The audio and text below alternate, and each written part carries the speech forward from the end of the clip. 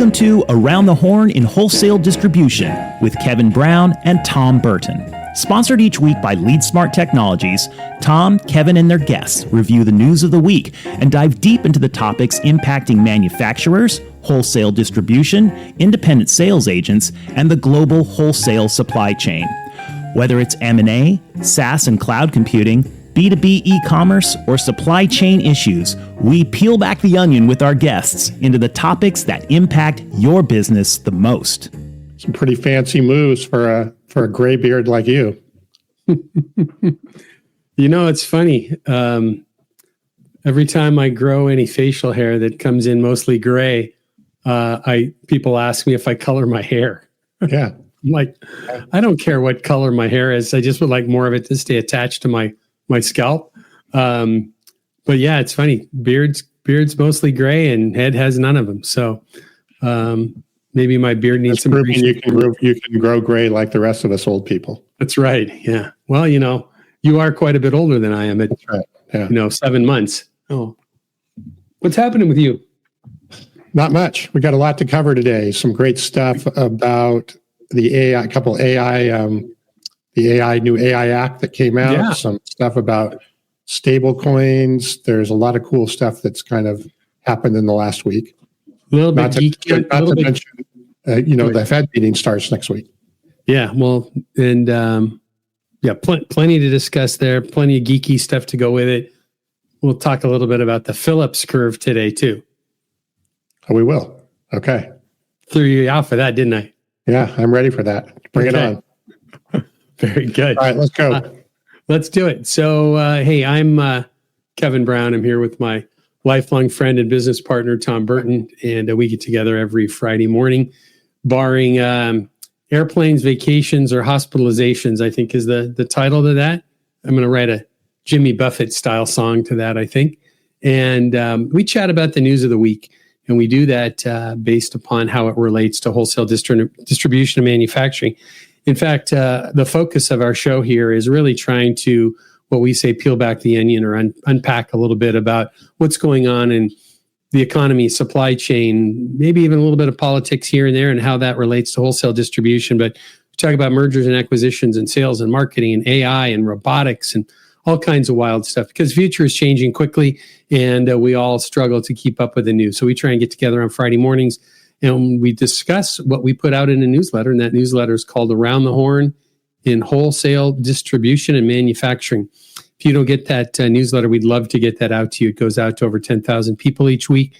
You can request that very simply. If you're active on LinkedIn, you could just search Around the Horn in Wholesale Distribution newsletter. It should pop up. The show page should pop up as well. We'd love it if you'd follow that. But you can also send us a email to hello@leadsmarttech.com, and we'll get that out to you right away as well. And happy to do that. And then finally, we have a website for the podcast, which is www.aroundthehornpod.com. And you can sign up for the subscription to the podcast on Apple or Spotify or wherever it might be there, as well as sign up for the newsletter. So lots of ways to get that out. We get new requests every week, and we love to get that information out to you. So we're appreciative of those who are following us here. A couple of things that we always request is that if you like what you hear, you share the information with your friends. Nothing better than to get out in front of more folks in the wholesale distribution manufacturing space and the supply chain world and share this information. So if you're listening on Spotify or Apple or another podcast platform, again, you won't be seeing the newsletter we're discussing, but we're happy to send that to you. But additionally, if you would click on the subscribe button, and not only that, but if you would leave a review, it certainly helps us get out to other people. If you're on YouTube, just do the quick subscribe button, and you'll be alerted every time we go live, and share a review there would be fantastic. And lastly, if you're with us on LinkedIn, go to the LeadSmart Technologies page, give us a follow there.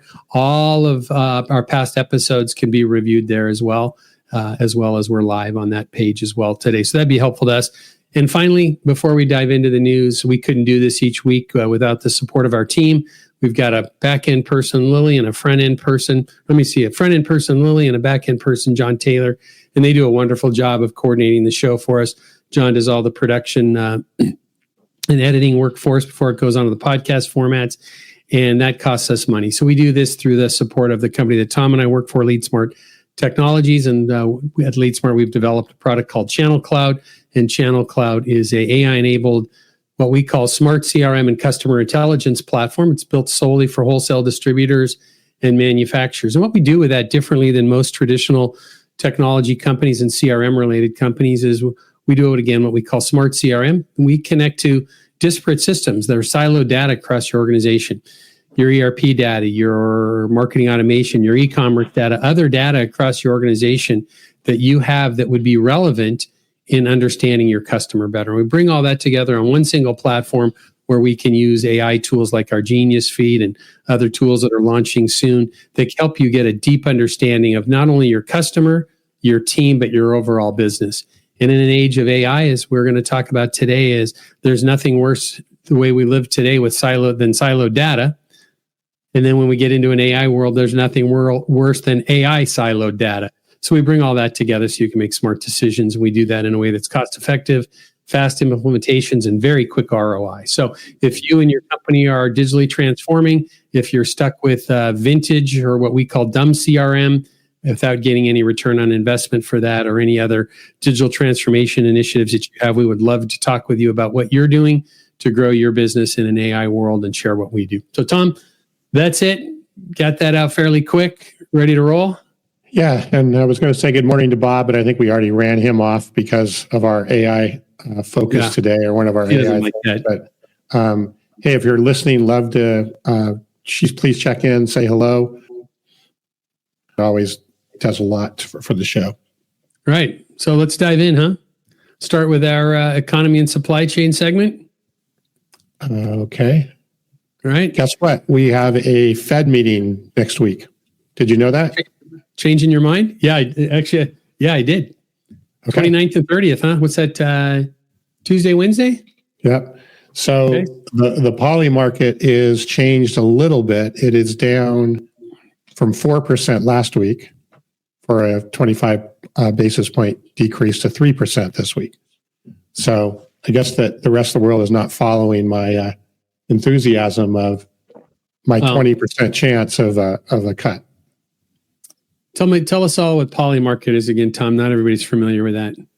I mean, it's a betting site, but it's also kind of a crowdsourced research site. It's become a lot more than that, right? Yeah. So because there's so much there, right? This is, basically what the world believes will happen, and for the most part is remarkably correct. Much more than other sort of research or, surveys and stuff like that tend to go out.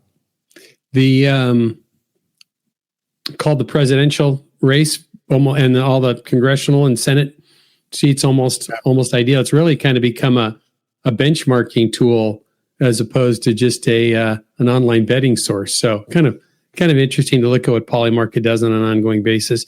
So we got this decision coming up. We have a good article here from Kiplinger that you added in yesterday that talks a little bit about that. Yesterday it was interesting. I saw in the news in my fuzz that I had yesterday, I had a couple of diagnostic medical procedures yesterday, had to get some anesthesia. So I was in a little bit of a fog yesterday afternoon, but watched the president with Powell touring the Fed offices. And as Bob says here, Powell was squirming a little bit yesterday. I know you don't watch the news, Tom, but did you see any of that? I did not know. So picture Powell, who is he's not a small man, but he's small compared to Trump. He's thin and quite a bit shorter, and both of them in hard hats, touring the interior construction of the Fed building. And isn't that what he's accusing him of overdoing? Well, they started that they were going to have a 1.9 billion budget. I think it was. It's now gone up to like 2.6, and I think 2.6, and then Trump came in with some numbers yesterday while they were doing the tour that said it's now 3.1 or something like that. And Powell looked very, very concerned, and Trump had some piece of paper with him, and Powell asked to see it while they're in the news conference, and Powell looks back, and it took him a moment to catch it because he was really caught off guard, which is the reason Trump does these things, right? And he actually caught that the numbers got added in from another building in a prior year remodel. And so, he pushed back on it, but Trump had somebody walking with him. I don't know who that was like, no, these kind of tie together in this big project. And, it comes down to it. And I'm going to just not just say the president, but this administration, it has their focus, right? They have an agenda and it's key. And Trump has a different style of getting to yes. And he's going to come at you in every way, shape, or form. So because of that, I'm still not going below 20%, regardless of what they're saying at 4%. I think you were at 20 last week. What was I, 25, I think? Yeah, you were higher. Yeah. It's not going to shock me if we see something. The challenge I think that we've got going on right now is that we've got this kind of push-pull, and it's almost, even if you were to take out the tariff so-called instability or factor that goes all this, you still have, as we've got articles we'll talk about in a moment here, the next article we have today is from Reuters talking about labor market being steady, job claims at a 3-month low. You've got inflation that's kind of just floating there, and everybody's chicken little, I should say everybody, but many are chicken little, that tariffs are going to cause inflation to go up. But you've got this dichotomy between the labor market and inflation, right? And the risk is as they describe, and that was as I was through this curve at you with this what's it called? The Phillips curve has been around forever now, I think since the 70s, but it talks about the relationship between inflation and unemployment. It basically says that in the short run that there's an inverse relationship, meaning lower unemployment is associated with higher inflation and vice versa. But it's not always consistent in the long run, but it's a major factor of what the Fed is looking at in this setting. So it's kind of a dichotomy. We've got a push-pull here right now that's going to be a struggle. Well, I mean, again, the data, we and kind of moving ahead to the second article here, right? With jobless claims being down, then they're justified, if you want to call it that, by not cut anymore and continue to wait and see, right?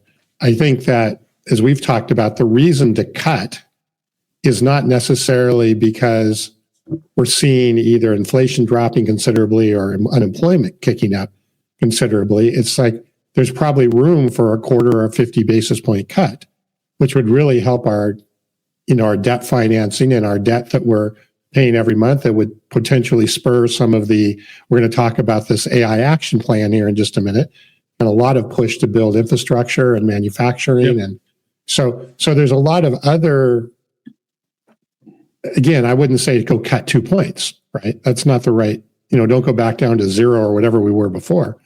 But I think what the point being is maybe there's room for movement. And I think that's where the pressure is coming from. Well, absolutely. And when you look at the debt, right? I haven't crunched the numbers. We talked about some numbers you had looked at, and I did some a few weeks ago. But I wonder how many basis points cut. I bet it's a half to 3/4 of a percentage point cut it would take to even offset the added spending in the big beautiful bill.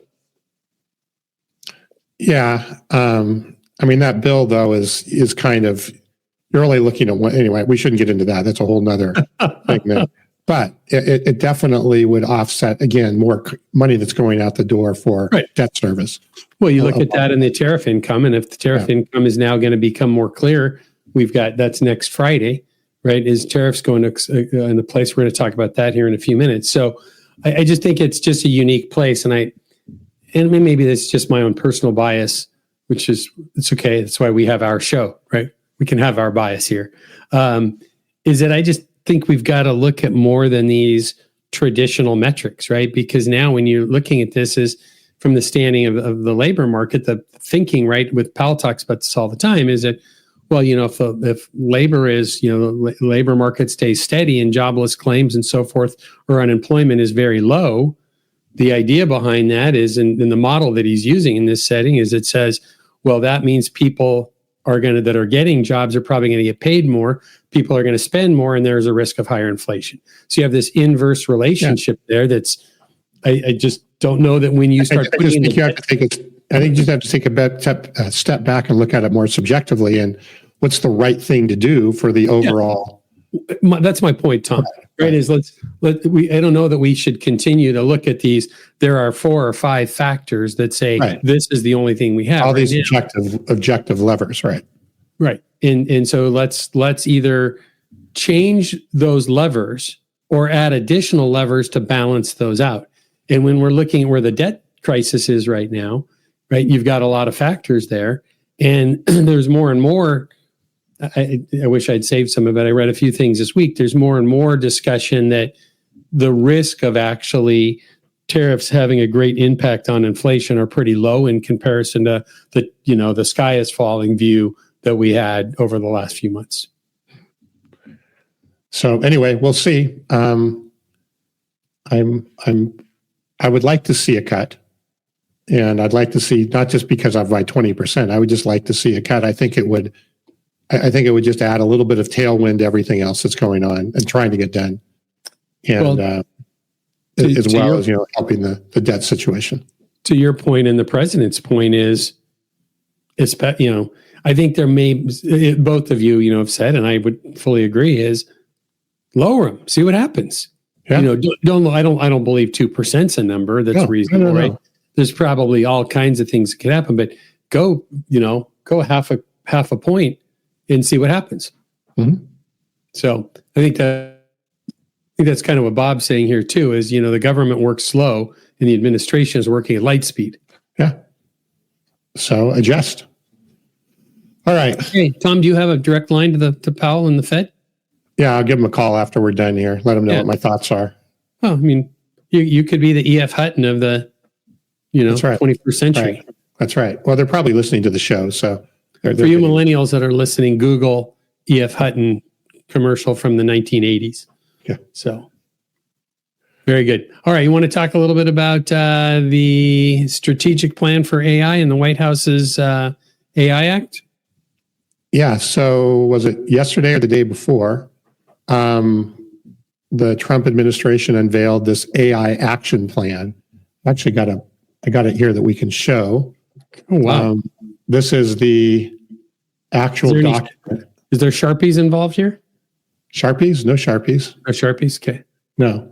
But I think it's about 90 pages long.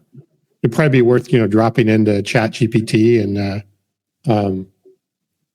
just having it summarized. But it's really based around 3 things, right? As far as an action plan for AI. One is, how do we accelerate innovation and remove any barrier to innovation? So regulatory and so forth. What do we need to do to just keep pushing America to innovate and push forward on AI? Number 2, probably the most important one, is infrastructure to support AI, whether that's the data centers, electricity, rare earth, magnets, all the things that are required, right, to not just run, software AI, but also physical AI with robots and everything else that's associated with it. And then the third pillar is be a lead in international AI diplomacy and security, and really look at how do we kind of become the guiding direction for how AI is used and the security of it and so forth, but around countries, and what countries do we allow to have access and so forth along the way. So this is a plan, right? This is like a strategic plan that was put together. What I think it's just, rather than what I think we had before, what was it in the Biden administration? They put together this sort of regulatory executive directive or executive order. Right.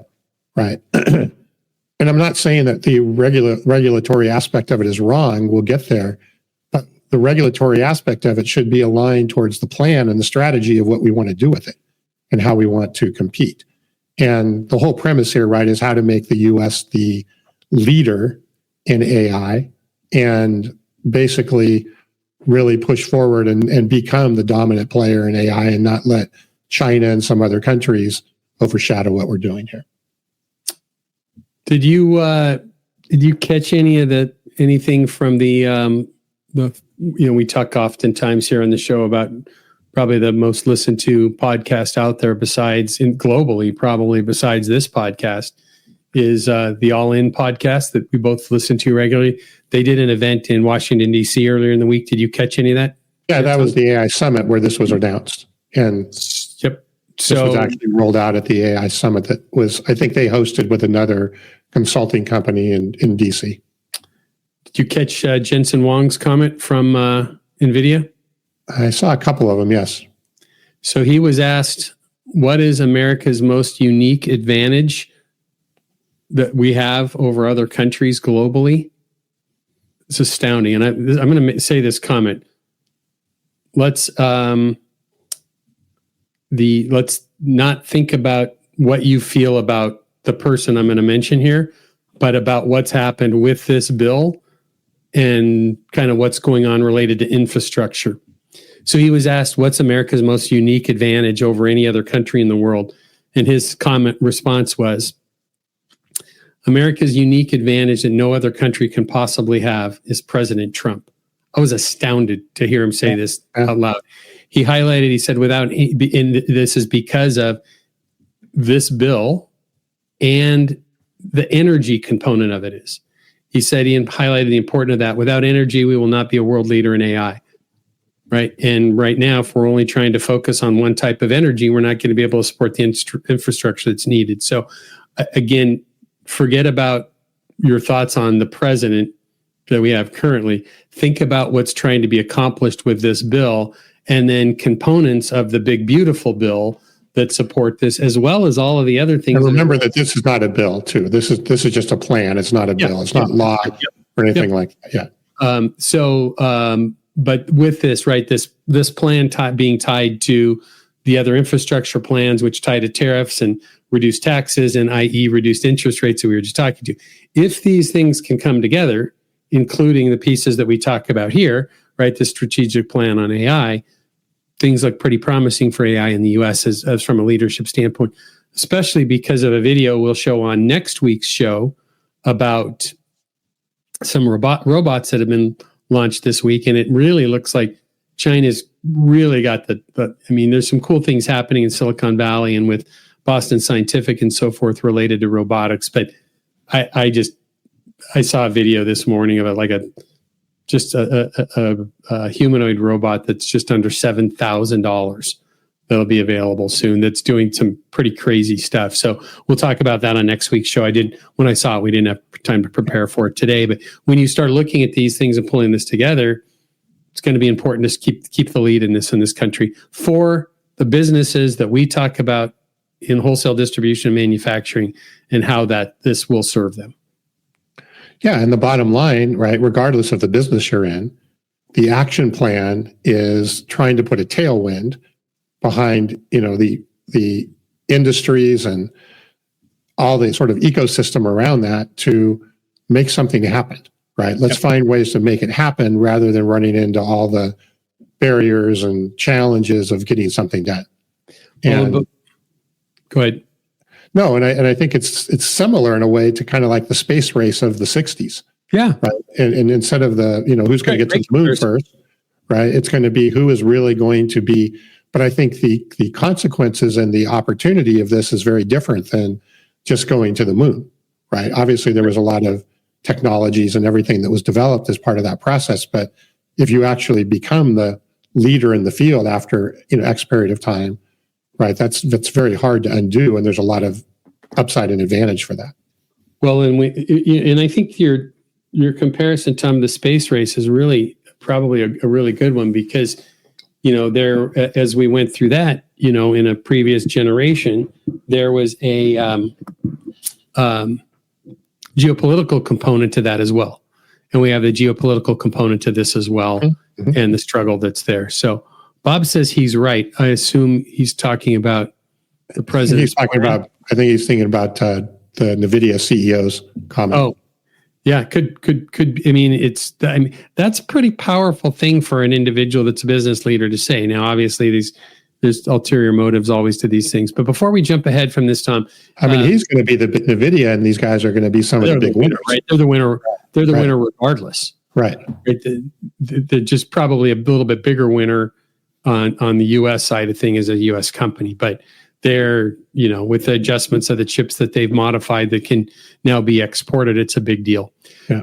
Tom, the National Association of Wholesalers came out late yesterday with a kind of some key points to this with their support of all of this. So since they're our friends in Washington there, we've had Eric Copland, their CEO, with us on the show, and we'll have him again with us soon. And Dan and the team I met with a couple of weeks ago while I was in DC, and we'll be back there, hopefully meeting with them again within the next month or so. But I'm always appreciative when they come out, because they come out from a standpoint. And by the way, I'm sure who worked on a big part of this was Brian Wild, their legislative head. And Brian's going to be on the show with us here as well. I met with Brian while I was back there recently. But the key pieces of this that they talk about in their release was, one, the exporting key of U.S. AI capabilities. Commerce and State Departments will work with industry to provide secure AI export packages, including hardware, software models, and standards to allied nations, right? So a big part of this is getting ready to be able to say, China, you're over here, but now all of these other nations we can work with as well on expanding in the use of our technology. But a big component of this was removing regulatory barriers. So federal agencies will have eliminated regulations that have been big obstacles for AI development, and the act is also going to, or the plan will remove these barriers. And then also they talk about soliciting private sector input on additional upcoming reforms. But the big piece of this too, as it relates to a big part of our audience here, right, as we talk about wholesale distribution and manufacturing, is the data infrastructure. And there's two components of that. There's what needs to be built. There's the products that need, three components, I guess, the products that need to go into those buildings. And three is the people, right? So big component of this about HVAC and electrical and plumbing, tradespeople that are needed. So we're going to see a big boost in that, which is what's needed in general. Selfishly from our standpoint is, a company that makes technology for wholesale distribution and manufacturing, it's all the better, because when you're hiring more contractors to work, you've got more people buying materials, hence the distributors are going to be buying more things, and it just flows all the way through to companies like ours as well. So good stuff from this. I'm appreciative of NAW's kind of recap of this, as well as how it impacts. And we have a lot of great companies using the LeadSmart Channel Cloud platform that are in the HVAC, plumbing, and electrical space. So it's good news across the board there. So, all right. Should we move to Japan? I don't want to move to Japan, but we could talk about it. Right. Should we talk about Japan? We can. What happened? Looks like, again, this week there was a quote unquote massive deal with Japan that includes reciprocal tariffs of 15% on both, but it opened up the door for, I believe, U.S. automakers and agriculture, people that have before never been able to get into Japan, to start potentially making sales into that area. And the one thing, $550 billion investment too. Yeah, well, they call, I think Trump called that their signing bonus, right? The signing bonus was a $550 billion thing where, and I'm not sure. I basically, what it sounds like, I haven't really researched in general. What it sounds like is that this will be used to build infrastructure, whatever return is made on those things. So Japan invests in it, we build stuff, we get a return on it. The US keeps 90% and 10% goes back to Japan. So I think this was... I need more deals like that. Yeah, I think it was a little bit of a signing bonus in the sense that, okay, maybe they let them skid by on some things that otherwise wouldn't need to have been included. But they said, hey, in exchange for that, we'll put some serious money into the U.S. and we'll invest in the U.S. Yeah. And the majority of the profits can stay in the U.S. So, that's going to, just to your point a minute ago, that's going to be more building, more HVAC, more plumbing, more, all of those things are all things that are going to come out of that piece that was there. Well, I think you're spot on with that. Anytime you say I was right, I think you're spot on, which is good.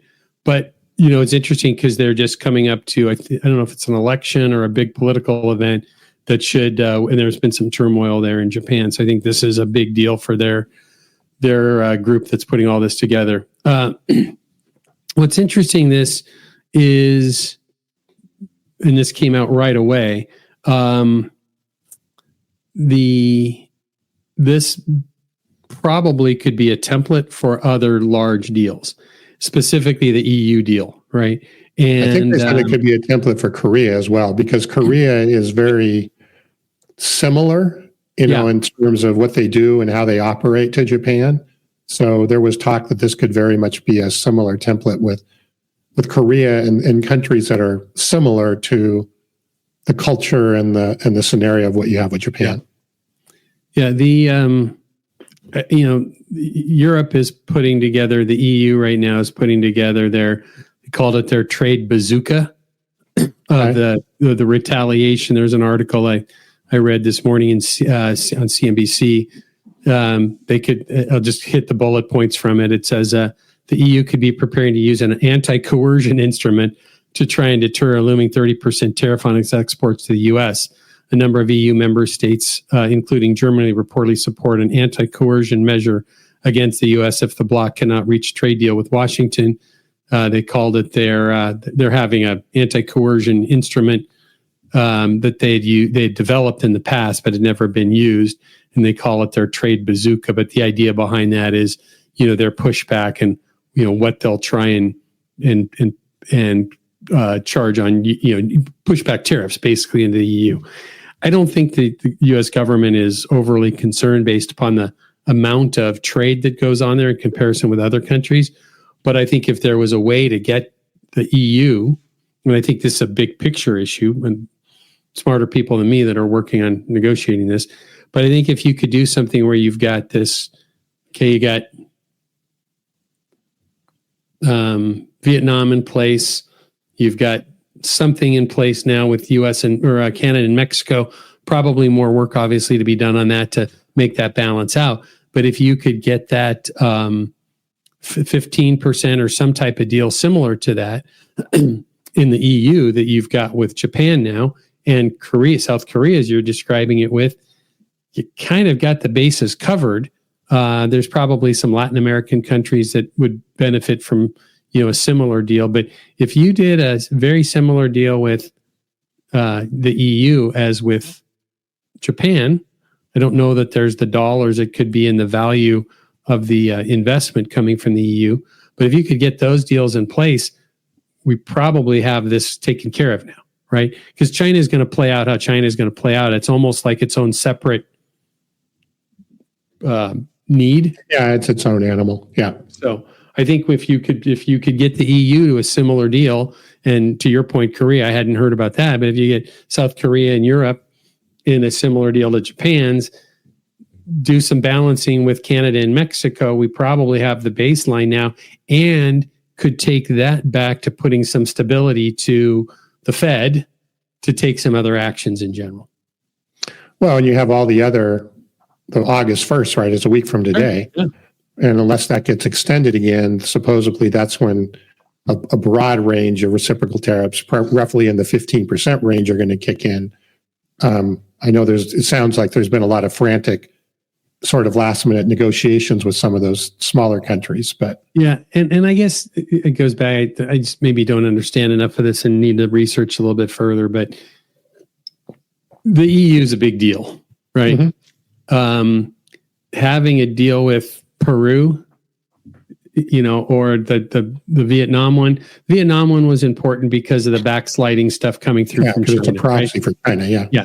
So, and you can probably look at that in Indonesia and some other places where you've got to be cautious about that and get that in place as well. But I think the EU is a really big deal. And then getting clarity on everything of a reasonable number that's going to work with Mexico and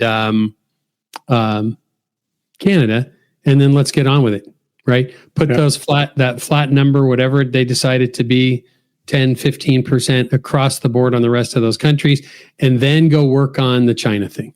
Yeah. To me, that seems like it would be extremely beneficial, and we get a great balance out of it, especially if we could get some great investments from the EU, like came from Japan coming into this country. It's like there's a potential for some great economic stability and pushing interest rates down, which just does so much on the home market and in business investments. And the audience that we talk to here on this show the most is, and we've been traveling. You and I were visiting some customers a few weeks ago, and last week visiting with many wholesale distributors at the trade event we were at, and I'm getting ready to go to another one in about 3 weeks.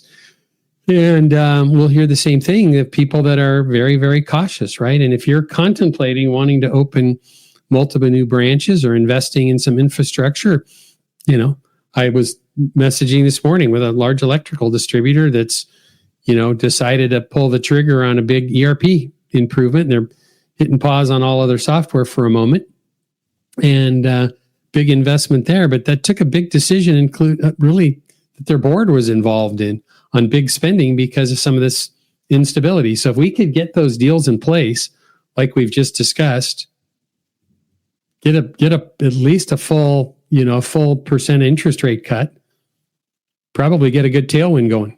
Yep. Good. Mark says, our great guest from last week, Mark Gillum, talks about, as a comment here, we're moving back to an era where countries are competing against each other, which requires a revised approach by politics. Business will benefit or suffer on the back of this. I think if done correctly and things continue to play out like they look like they could, I think there's a big benefit there. Yeah, and I don't know if I'd call it healthy competition, but I think healthy competition, and I think this whole AI plan is based around the fact that, we need to be aware of what China's doing in AI. We need to be aware of what China's doing related to infrastructure and energy, and not find ourselves, basically way behind the curve, which could easily happen, right? Because they are investing a ton in this area. No, this AI race is not won based upon this new plan by any means, right? There is years of work to continue to stay ahead on this, and it's the long haul of wanting to lead on the AI plan on this as well. But I think part of what goes with this too, Tom, is that there's a lot of emotion that goes behind the tariff thing that with people in general. But I think when you start taking a step back, and whether it's social media or it's conversations at events or I guess LinkedIn is, at the end of the day, is social media still. But when you see some of the comments, sometimes I look at these things and say, are you looking big picture? Are you looking at all of the ramifications of the parameters? And I think what happens a lot of times is, as we look at specifically at the tariffs here, is what the administration is saying is, look, we want a balanced playing field. And we've been on the, and it's even ties to, which, I struggle with, but even some of the things like, NATO and things like that, and climate research and a lot of other global partnerships that are going on. I'll call them global organizations that this administration has said, hey, we want to pay our fair share, not carry the whole thing. Sure. And if you look at the balance of trade deals that the U.S. has been facing for many, many years, it's just been extremely imbalanced. We just haven't talked about it or heard about it because it was just what was. So what it is, yeah, it just kind of organically went that direction as we went forward. So I think the risk is that somebody has to say, okay, I may have these big cautions about what tariffs might do. Are they going to impact inflation, whatever it might be, but what is the other impact of staying status quo that we've never really dug into? And we have a real risk here, right? Exactly, yeah. Especially in AI, right, and infrastructure and so forth. So you have a real risk of just becoming lackadaisical, right? And the risk hasn't been to the way that it's been up until now when you look at the AI race. So it's, anyway, a lot of things have come together at a certain period of time, and things are changing. Well, so let's do one last thing before we dive out of here and into our next segments. In the next segment, we'll just kind of jump. We have 3 articles there, but one in particular is from our friends at MDM, Modern Distribution Management, and they have a great article in there from earlier this week, and it's called "Taming the Tariff Yo-Yo: Building the Muscle for 2026." And they just hit some nice points, and they talk about analytics and automation must replace guesswork. They said too many distributors are still manually calculating the impact of tariffs, pulling spreadsheets, calling suppliers and guessing at pass-through rates. The approach only slows down response time. They talked about having a control tower that creates speed and clarity. I'm just going to hit a couple of these real quick. It says, in a volatile environment, one of the biggest risks is confusion. When tariffs shift, who decides whether prices change? How fast? Based upon what data? And who informs customers? Without a structure to guide this process, companies default to hesitation or internal conflict. That's where the control tower model comes in, and they go in a little bit more about how to develop that. I just think that's so powerful, right? Because we've talked to quite a few people who have said, well, we've got a committee that meets a few times a week or whatever it might be. But do we have an implementation plan? Do we have the checks and balances that says, when we get this data from a supplier, we do this. And when we get that data from a supplier, we do this. And here's how it's communicated internally and externally. Love the control tower concept to that. Yeah, I assume it's like, having a center of excellence, right, so to speak, Sure. for the tariff thing. And yeah, it makes a lot of sense, right? Because you could actually have a lot of, just like a control tower would, right? Planning for contingencies and I think the yo-yo is the biggest part, right? Because the point was, it could be 10% today, it could be 25% tomorrow, it could be back to 10% the next day. There's just a lot of different variability. But having the strategies, and we've talked a lot about the strategies and leveling out different pricing and looking at, a lot of different, but if you have an or a central part of the organization focusing on that, then it just becomes, I guess, part of the DNA of the organization. Yeah, I think that's spot on. I just thought this was a very well-written article. Yeah. They talked about, now is the time to train for disruption, right? It says the next 3 to 6 months are a window. We don't know what 2026 will bring, but it'll likely be messy. There are trade uncertainties, global elections, and continued restructuring of supply chains. And one of the things they talked about earlier in this article as well, and a couple others, is we're still coming off the back end of all the supply chain disruption of the pandemic, right? That's not all rosy days yet from all of that. So they said what's holding many organizations back is mindset, that they haven't trained or made decisions. Said disruption fatigue is real, but so is complacency. The assumption that things will settle down in 2026 is not only naive, it's dangerous. The next wave of disruption will reward teams who have been learning through action. And then they talk about budgeting process will reveal who's ready. I think this is great. It says by the time 2026 budgeting rolls around, the best distributors will be excellent in all three areas: automated insight, coordinated decision-making, and resilient talent. They will not simply build a budget. They will build scenarios, assumptions, and guardrails. Great points. Yeah, and the tools are there to do that now. I mean, you can do those things, right? So yeah, let me just, I don't know. I get excited once in a while about, this is Stephanie Liazu, Liozu, writing for, and I don't know, or I'm sorry, Stefan. I was going to say Stephanie. I apologize for that. Stefan, I just don't know how to pronounce that, but a great article about taming the tariff yo-yo, building the muscle for 2026. One of the better short recapped articles I've seen in a bit about this. So don't forget, it's why you come here every Friday morning to find out what the best articles are out there. Which reminds me, Tom, I forgot to do this the last 2 weeks. I try and do it halfway through the show. We're more than halfway through. Again, I'm Tom Burton. That's Kevin Brown. Maybe we should just move on. Maybe I'm still under the anesthesia. I guess so. No, we need to talk about and remind people of this. If you're tuning into the show on Spotify, Apple Podcasts, whichever podcast platform it might be, you're not seeing the screen. You don't get to see us, which might be a blessing to you. But you don't get to see the newsletter. And the newsletter that we're talking about is the Around the Horn and Wholesale Distribution and Manufacturing newsletter. It goes out every week. If you don't get that and you would like to, please let us know. You can send a simple email to hello@leadsmarttech.com. We'll get that out to you right away. If you're active on LinkedIn, you can just go on LinkedIn, go to the LeadSmart Technologies page, and you'll see a link to the newsletter there. And you can request it there and sign up for it to get it through LinkedIn, or you can go to the website for the show, which is aroundthehornpod.com, and sign up there as well. So if you're listening and not watching, you don't get to see the newsletter that we're looking at, but that's what we're referring to through all these articles. So, Tom, let's bump ahead to our e-commerce and marketing segment. You want to dive in on that first article there from Forrester? Yeah, it was a little bit of a different article. It was talking about how a marketing organization positions themselves within an organization, right? So it would, a lot of companies don't fully understand what marketing is doing or why they're doing it, or even understand the value of it at the executive level.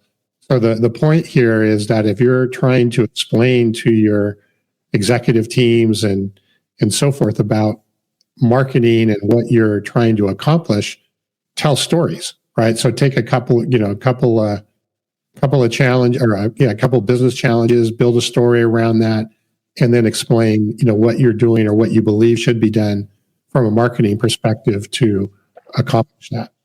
And I think we see this a lot in distribution, right? It's changing, where I think marketing is becoming definitely more strategic in the organizations and not just kind of a sales assistant role or whatever. But I still don't think there's a lot that's fully understood about what could be accomplished with marketing and what could be done to really help grow, a distribution or manufacturing business.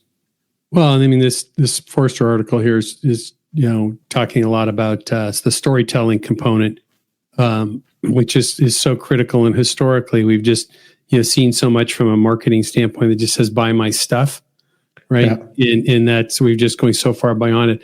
I do think it's important if we were to highlight Jason's comment here. Glad he's with us today. Jason, we're trying to find a time to get him on the show, and we haven't been able to do that. But he also says that people come for the scintillating personalities. So I'm assuming he's talking about our guests. Yeah, I'm thinking when we have the guests, yeah. Right. So good. All right, Jason, I will get you scheduled quickly for the nice compliment. We've been trying to find a time to get him on. Jason is a world-renowned e-commerce, B2B e-commerce expert. So we'll get him on as soon as we can. But I like this, I've talked about forever in my career.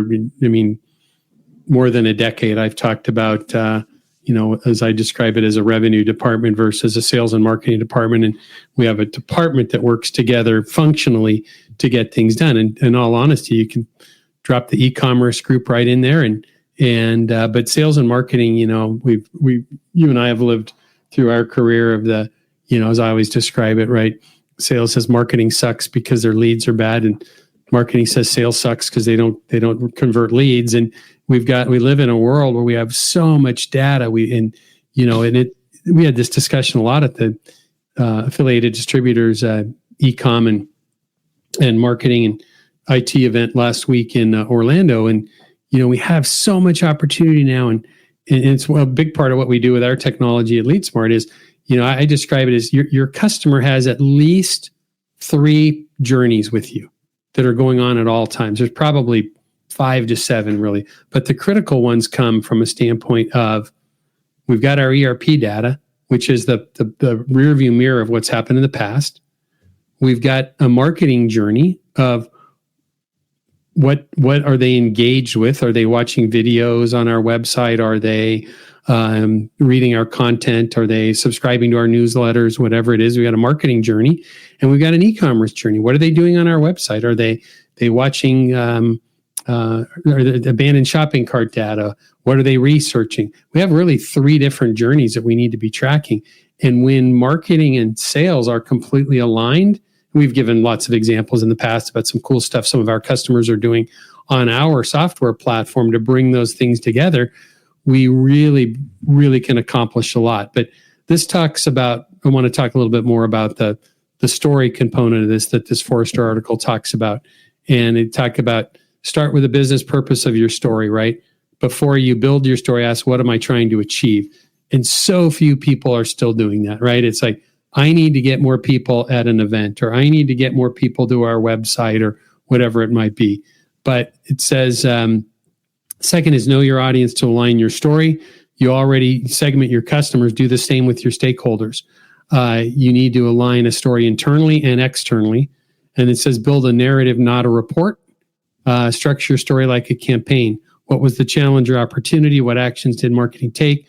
It just goes through. So I thought there's 5 steps that it talks about. I think that'd be good for any corporate initiative, right? It doesn't even have to be marketing. I think the structure makes sense for anything. It's a corporate initiative that you're trying to push through. All right.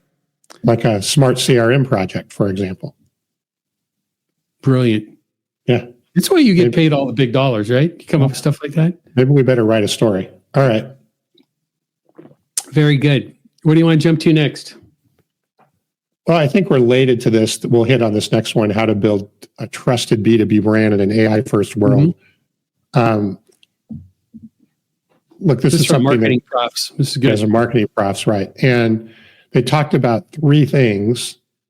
Well, first of all, right, we're all skeptical, I think, more and more about what we read and what we see. Yep. Is it AI? Is it not only is it accurate, but was it even generated by somebody, or was it generated by AI and so forth? And the quantity is overwhelming. And so what they're basically saying, which I don't agree with, or I do agree with completely, is how do you kind of weave that buyer journey, that yellow brick road, so to speak, that you're taking them down with third party. So three things that buyers tend to trust: third party reviews, customer case studies that highlight real outcomes, and peer recommendations in communities where they already spent time, right? So what does that mean? They don't really care a lot about what you say. Right. They care about what others say. But if you can help facilitate that journey so that they're, getting to the right place and hearing from the others and so forth, then obviously you're going to have a much better situation rather than just waiting for something to happen along the way there. So anyway, I was just basically talking about how do you build that into your sales and marketing process. And I think it's certainly appropriate to really any industry. Yeah, and I think your comment too about trusting third-party reviews and so forth. I think a lot of that comes out of the B2C world, right? And but there's a big risk of that in the B2B world as well that people need to be aware of and cautious about as well. So good article there as well. All right, where do you want to go now? Why don't we jump to, let's see, where did we go there? Lost you. Let's jump into our cybersecurity and AI component here, huh? There was an interesting article. This is our friend Mark Brohan. We got to get Mark back on the show, and saw Mark a few weeks back in an event, and super guy. I think he was actually going to join us today as a listener. But good article here about robot management as emerges as a core supply chain role. It says by the end of the decade, 1 in 20 supply chain managers will be responsible for overseeing robots rather than human workers, according to some recent Gartner research. The shift reflects a growing resilience on automation in warehouses and fulfillment centers. Labor shortages, cost pressures, and the need for greater efficiency are driving that shift. So, we have quite a few customers that we work with at LeadSmart who have auto stores and so forth, as they sometimes refer to them, in their warehouses. We've seen a couple of different, I've seen 3 or 4 different types on my customer visits. And, what's interesting in this is we've got product that gets loaded into these big, we'll just call them mini warehouses, that the orders can go through and get picked and get ready to get ordered, get packed, I should say. But we're very much nearing a place where those humanoid robots are going to come in versus little bots that are moving around a facility. And that is going to be a big shift moving forward. Again, I'll try and get everything ready for next week for another couple of videos, but we are very near having a series of different types of humanoid robots moving around our facilities.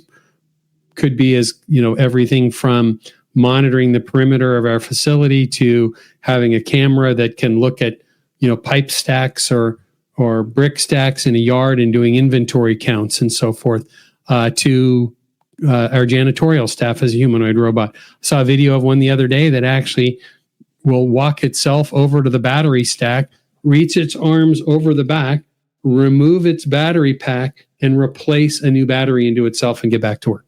Right? Yeah, it's it's a little bit of a sidetrack, but this goes back to this AI action plan, right? One of the things that we tend to not really think about is these robots. How do they operate? They operate off of batteries, and they operate even like magnets and sort of magnetic, right? Just to get them to operate, how they move, how they come together, right? All of that is rare earth. And if, there's talks of being billions of robots in the next 10 to 15 years. Yeah. that's a lot of little magnets and a lot of batteries and a lot of other things that I don't think we've, again, this was part of the AI action plan, is not just electricity, but how do we get these rare earth and these minerals and everything that we need to build this stuff? And again, not rely on China or, right, that can pull the plug on us at any point in time, and then we're screwed. Yep. I think that's spot on. I've added a feature I've talked a lot about in the past. I shouldn't say a lot, but mentioned a few times. I've been promising Mrs. Brown to have a humanoid robot here within a few years. I think I said 18 to 24 months. I'll probably be proven wrong on that, but I don't think by too far. That we want one here to clean the house and weed the yard. But I think I want the Kung Fu version as well. So when we travel, right, the house is secure. We try and break into our house, you got a Kung Fu housekeeper here that can take you out. Okay. How's that? That sounds good to me. Yep, very good. Just make sure you have plenty of batteries. Well, it's going to change its own, right? They'll be in the garage. Right. They'll know how to get you still there. need them. Yeah. Yeah. Yep. I guess I need solar. Yes. I don't have solar yet. Well, you can do that when you replace your roof. Had to bring that up. Sorry. I'm glad Darlene's not listening this morning. Okay. Thanks for starting my weekend off right. Need a new roof. So let's roll in here. Amazon's director of security on locking down enterprise AI. Any quick comments on that? I think it's just the same. It was the same similar thing that we've been talking about for weeks, is continuing to obviously put cybersecurity at a higher level of priority. What does it say? AI security issues have surpassed ransomware for nearly 1/3 of security chiefs. So the sort of AI, I don't know exactly what they consider to be AI security issues, because it would certainly potentially align towards. I think it should fully align, right, with the ransomware component. Right. And the phishing schemes and all that kind of stuff. Yeah. Well, and we've had some discussions recently. The two of us have with some kind of, I'll say, world-renowned both educators and developers in the AI front, talking about some of the risks that go with just letting your company data out there. And we've talked to quite a few people recently who have purchased company-wide, and this is, I probably talked to 5 or 6 people know about this recently, who have purchased company-wide ChatGPT licenses, or large groups of people within their company, but haven't really talked to too many. In fact, I don't know if I've talked to any who have a really clear plan on what the usage expectations are and how secure it is, and what do they have locked down for information that can't be used there, and some pretty big risks that come with all of that. Mm-hmm. And I think it ties tightly to both the ransomware component. Now there's just, and going back to our friend Ian Heller, made the comment on this show, I think it was on our 100th anniversary show. So a year ago, plus, was talking about, if you think about where we've come in a year, right? Ian talked about the AI generated voice that calls into say an electrical distributor that says, hey, this is Tom Burton with, ABC Construction or ABC Electrical. I need a truckload of copper wire sent to this location for job number, blah, blah, blah, blah, blah. Well, historically, I'm Fred at the counter. Yeah, it's a great customer. I'm just going to go do that. Well, I send a truck, and now that truck goes to a location that's not really a job site, and I never get that money back. Well, we didn't have, think about the videos you're seeing on social media and your kids are showing you, if you're not doing it yourself, about, that are just being made so quickly and clearly. Just look at the silliness from the Coldplay concert and all of the meme videos that have just come out of that last week, where the astronomer AI company's CEO was out at a Coldplay concert with his mistress. I saw a video yesterday that was literally a deep fake of, can't remember the guy's name, the lead singer from Coldplay, that talks about how the astronomer .com's CEO's wife knew he was cheating, and through some friends was able to get to him at Coldplay, and that this is what they did to expose it, right? And looked as real could be. Right? Yeah. And now there had already been things that had come out that debunked all of that. But, the idea of not just, you could right now, I could take, Joe the buyer, if I found who Joe the buyer was at that ABC construction company, I could just need to catch one of his Facebook videos talking to his son on social media about something and create a video of him very clearly. So, who you're getting orders from, how you're getting your orders now. And that's just one of the simplest methodologies besides all of the ways that, people could be doing some things to create phony invoices using AI. Right. Yep. So that kind of ties into, let's just kind of tie in. Tom, I'm going to ask you to kind of take the lead on the next article. Yeah, I wanted to hit a couple things here before we jump to the next one. We were going back. I wanted to hit Jason's comment here about the B2B reviews, back to the previous.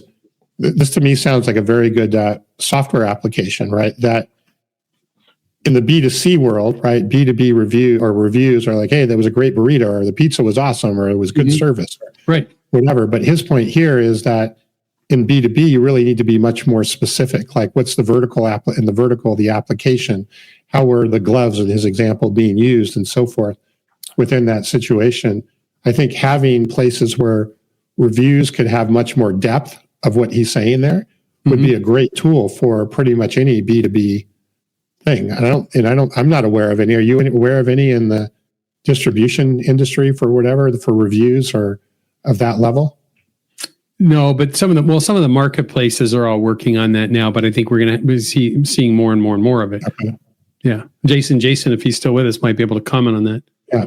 And then I agree with Bob. The biggest ticking time bomb is with AI, maybe the lack of accountability, or where does the issue of accountability lie when AI messes up, or even when you're using some of the deep fakes and other things that you're talking about. There's not a lot of accountability. There's not a lot of anything related to that at this point. And I do think that is something we're going to obviously have to deal with more and more, because it's just sort of like, well, it's the way it is. And obviously, as businesses, we're going to have to become more and more accountable when that occurs and figure out how we address those things. Yep. All right. Valuable insight. Thank you. Should we talk about stablecoins? I think we should, because it does kind of tie into all of this, right? Ties right back to having a secure currency as well. Yeah. So I think this may have been a week ago now, but you probably heard about this thing called the Genius Act. And this was actually signed into law. Interestingly enough, it required a vote of it required 60 senators to vote for it. It didn't pass. 12 of them understood it. 12 of them understood it. Yeah. But to me, that's amazing to get that bipartisan sort of support. I guess there was some last minute sort of negotiations that occurred and things like that, and maybe a little strong arming, but nonetheless, it got over the point. So the question is, what is it? Right? It is a framework, a legal framework for and structure for how to use stable coins in the U.S. financial system. And probably know, what is a stable coin? A stable coin is a cryptocurrency, which is backed by generally $1, but it doesn't have to be $1. It just has to be backed commodities. It could be crypto. It could be the U.S. dollar. It could be, but it's got to be backed by something, right? Right. But a stable coin generally is saying, okay, if I have a crypto stable coin, there is $1 somewhere backing that up, or a U.S. Treasury bond, or some physical asset behind it. You can argue whether the dollar was an asset or not, but nonetheless, it's backing up that. And so that there's no, if I want to turn in that stable coin or convert it, I know there's something behind it to actually accomplish it, right? So you don't have runs and things like that where people would want to all of a sudden get rid of their stable coins. What the act really starts to lay out is it takes away a lot of this oversight from the SEC and some of these other organizations and there's another bill coming out later called the Clarity Act, which is for other non-stable coins, but that's probably a few months away from being passed. But this one really then puts the responsibility of regulating stablecoins at the banks and at the local levels and so forth versus the national sort of SEC and all those things that are there as well. You say, so what? I didn't say that. Well, some people may, well, so what, right? Right. Maybe thinking, so what? What this is going to do is really open up the door probably in the next 12 to 18 months, because there's some other things that still need to be ironed out on this behind the scenes and some regulatory things, is that you'll see these stable coins start to become really prominent and more mainstream for payments. Right. And the payments can happen much faster. It's much less expensive. It can be, think how hard it is right now just to like send money from one place to the other with traditional fiat currency. It's really a pain it's slow, it's expensive, it's difficult. And what I also found interesting is with stable coins, because they're digital, right, you can build in digital contracts right into the coins themselves. So for example, let's say that you have a stable coin that has built into that some logic that says when a delivery is received, so let's say you send something and the delivery is received and signed off, immediately at that point it kicks in and makes the payment. So you don't have to do anything, right? It's all being done through the digital piece that's there. So, and I do agree, well, Bob brought up, but this is another point, then I'll shut up. His concern is it opens the door for the central bank digital currency. I think this actually eliminates the need or reduces the need for the central bank digital currency, which we don't want, right? Which is allowing the government to have a direct control over a digital currency and can literally turn off who has access and so forth along the way. So I think the stablecoin piece opens up and bypasses or at least reduces the threat of that central bank digital currency. Boy, there's a lot we covered there. Let's. I think I got lost for a second there. Go back to that whole, because I don't think we hear a lot about the central bank digital currency. So I think this is an opportunity for us this is kind of a new concept, right? We've talked about crypto on the show before, but if we take a step back and think about the model, right, that most of our listeners work within, right, is unless you're talking about an e-commerce transaction, but even still, if you're working with a typical customer, their e-commerce transaction with you probably has the same terms. So we think about somebody sends us an invoice, right, whether that's or a purchase order, whether that's written on a piece of drywall or it comes electronically, we get that, right? We ship something, we get an invoice. A confirmation of shipment. Okay. We send an invoice. They have 45-day terms or, 1% 10, net 30, whatever it is. And there's that window of payment, right? And then that payment is going to come from EFT, credit card, or even in this day and age, plenty of people still sending checks, right? Yeah. I mean, we get the occasional customer buying our technology that still wants to mail a check. And, so that still happens. So let's look at if that's our standard historical since the dawn of time transaction. Tom, would you, and I putting you on the spot a little bit here, but take that, show what could be and how this would play out. And you talked about it already a little bit, but let's really unpack it a little bit further with the time we have left today. Well, so let's just use the word digital currency, right? Mm-hmm. That's versus the traditional fiat currency which you just described. Right. So the digital currency is potentially replacing or augmenting what you would do with traditional currency. Mm-hmm. And just, I guess the simple answer is that it can happen much faster at lower cost and with more intelligence along the way, right?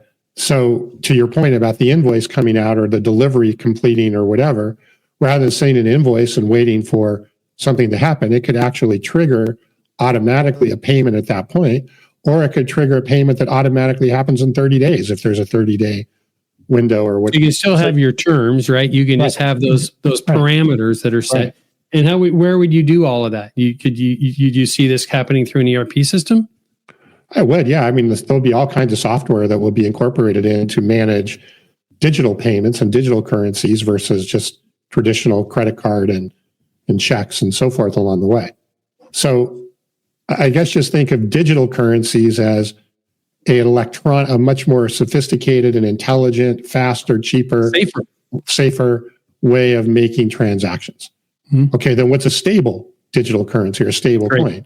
It's a digital currency that is backed up, as we just talked about, by a dollar or some asset, so that if you ever wanted to convert it, you have something to convert it into, and you actually, kind of like the old days of the gold standard, right, against the dollar. This is saying that there's some asset backing up the like Bitcoin, for example, is not a stable coin. There's nothing backing it up. There's nothing that is no asset behind it. It's a little scary when you think about what those cost, right? Right. Then taking it to the next step about the central bank digital currency, there's been talk for a long time, and there's countries that do this, where the central bank of a country creates a digital currency, and that becomes a digital currency for the country, right? The problem with that is, and this actually has occurred in other countries, do you want the government to be controlling your currency? So, for example, if they don't like, they don't like something you say or you do or whatever, they could literally just say, "Oh, Kevin's no longer going to have access to a digital currency." Plus, they then know everything that you're doing with that digital currency, what you're spending it on, how, right? So you talk about getting their taxes, right? And you talk about Big Brother, right? The central bank digital currency opens up that real risk of that Big Brother and all the things that go along with that along the way. So there's been a lot of pushback. Well, there's been a lot of advocacy for a central bank digital currency, but there's also been a lot of pushback on it. I believe the stablecoin initiative that we just talked about reduces the risk of that central bank digital currency, because they basically just opened up the door to all of these different coins and different transactions and so forth. And they're saying, let's be diverse rather than having everything centralized. So hopefully that answers some of those questions. I think you did a nice job of that, Tom. I think it's new, it's moving fast, and it's going to be part of our world pretty quickly. And I think, you're already seeing in the technology arena, and you're seeing companies that are using this and using these implements and tools already, but it's going to become, I think, very, very mainstream moving forward. So it's something we should probably stay on top of, because I think our average listener is either unaware or confused, or could use some guidance on it. So we'll continue to bring these articles. And digital currencies in general, right? And blockchain and have had cryptocurrency, have had so much headwind, so much ambiguity, so much lawfare against them over the last, it's like it just has never been able to get past the early adopters. Right. What this does is it now opens the door for this to now move into much more of a mainstream application. And it will happen because it is cheaper, because it's easier, it's more efficient, all of those things. It will happen. And probably within the next, I would say 2027, it'll really become much more mainstream. Like when let's say mainstream into typical manufacturer, wholesale distributor? Yeah, just on how we make payments. Yeah, just how we see and do payments. So we've got conference season coming up, Q4, late Q3 and Q4. I've got 6-7 events I'll be at least. I think this is a conversation I want to bring up with some people and start asking, what they're doing as wholesale distributors or manufacturers. Are they looking at this? I think if you would have on average, and I'm going to throw this out, this is just one guy's assumption. Love it if somebody would challenge me on this if they don't agree, would be, I think right now, if you were a wholesale distributor, let's just say of office products or building materials, it doesn't matter, and you went back to your manufacturers, partners, at your suppliers, and said, hey, I want to put a digital relationship together where I'm going to pay you through stable coins that are backed by a US dollar, and I've got a whole system in place. Most of their vendors would very much struggle with the conversation. So it's going to take a big education to get these things figured out. So Good. All right. Let's just because of time today, Tom, let's kind of scroll through. Normally we would dive deeper into our sales and M&A segment. Had a couple of articles there. There's a good one from a Forbes contributor, Why Trust and Not Tactic Wins the Sale. I think that's a ongoing tie into even some of what we were discussing earlier, the collaboration with sales and marketing, which is a good article there. If we jumped further, there's an sales and marketing management article about storytelling. We talked a little bit from the, was it Gartner earlier today about or storytelling? I'm sorry, that was Marketing Profs talking about storytelling. Good tie-in with that. Any takeaways from that you wanted to hit? No, I think we kind of hit on those earlier. Good. So then we hit our people and leadership segment we do each week. There was the CNBC had a good article that we've got in the newsletter. Again, if you don't get the newsletter from us, just reach out to us with a simple email to hello@leadsmarttech.com and we'll get you the newsletter. But there's a CNBC article. It said in recent layoffs, AI's role may be bigger than companies are letting on. And I think we're going to start seeing this pop up in some lawsuits over time is people, that it's not going to be the mass layoffs you're necessarily seeing from a Microsoft or Amazon and some of those layoffs, but probably more so in mid-size organizations where people got caught up in AI analysis of reviews and metrics and so forth, but are missing some data. I've got a feeling we're going to see some lawsuits coming from that. So good article there. And then also one of the things we're going to be seeing, it's funny, as I looked at this other article from Inc. magazine about how to spot a deepfake job application, probably tied more to applications than resumes. But, I've got a meeting with our HR people later today, talking about not just the AI component of this, but just in general with multiple positions open at our company right now is, what have people done with AI and resumes and applications? So something everybody's going to be needing to tackle more soon. So yeah, I didn't go through that article, but what would happen if you receive? I mean, what are they expecting to happen with a deepfake? I think it's a big component of that is actually tied to the time waste that comes from it as well, and and that becomes a pretty significant factor that goes with it. And then the component of actually not figuring all of that out and hiring the wrong person, right? Not hiring Joe versus Fred, hiring something that came out of their data and their and so forth. And then the other part of it is for remote roles, right? Is somebody figures out that, hey, I could get you to hire a bot on my end that I could be managing and or get access into your organization before you figure things out. So, okay, good. Anyways, we can kind of scroll through, Tom. Let's kind of wind things down for the day today and a handful of good articles in our industry scuttlebutt. And then the one last one is, and if you had anything specific to chat about this, every week we have a segment of the newsletter called A Great Read or a Listen where we feature a podcast or an article. But this one was from Inc. magazine again, and it talks about people are starting to talk more like ChatGPT. It says a new study found that ChatGPT is changing our speech patterns with its favorite words popping up more frequently in our conversations. So is mankind doomed? What, ChatGPT's favorite word? Yeah, we're using it for so many. I've used it, multiple times. I've used Perplexity, I've used Gemini, I've used ChatGPT just in the time we've been on our show today. So does that mean like every time you say something, I should reply, Kevin, that is a brilliant idea. Let me take you through that. That is a great question. You've known that for over 50 years, Tom. Right. Every time I speak, you should respond like that. My ego is really pumped up when I do ChatGPT all the time. Times it tells me what brilliant questions I'm giving it.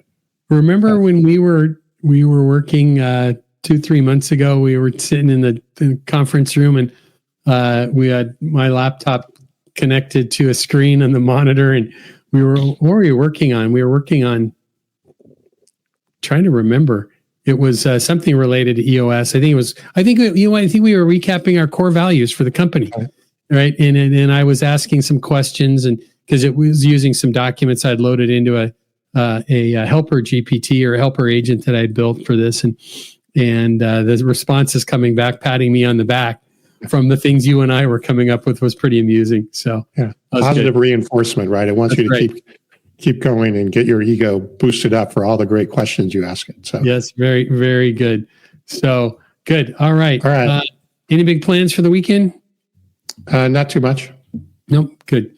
Well, I'm going to get some beach time in. That's my big focus. Gonna go visit mom and then get some beach time in. So we've not got enough time in yet, and we're coming up on my favorite time of the year where I live is late August and early September is the best time of the year here because the kids are in school and the tourists are gone and there's parking at the beach. So, but got a little bit of work to do this weekend as well for some of the projects you and I are working on. Don't have to travel though for 2 more weeks, full 2 weeks, but still home. So that'll be good. Anyways, thank you to all the comments we had today, the people that were chiming in.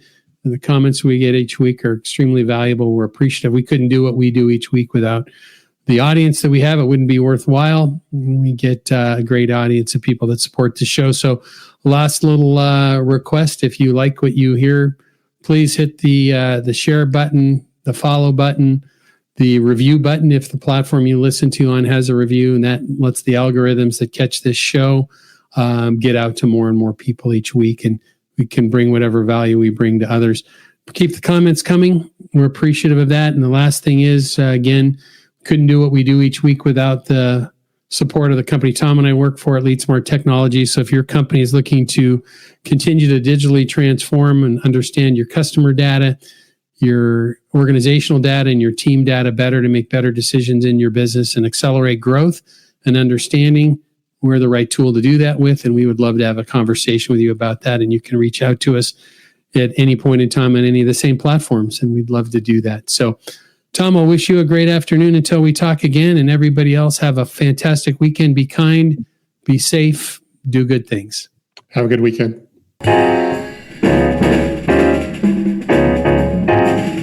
We hope you enjoyed today's episode and our guests. Each week, we try our best to dig into the topics that are impacting your business. So please reach out to us and let us know how you think we can make the show better, or topics you'd like for us to tackle or talk about more often, and even guests you'd like to see join us.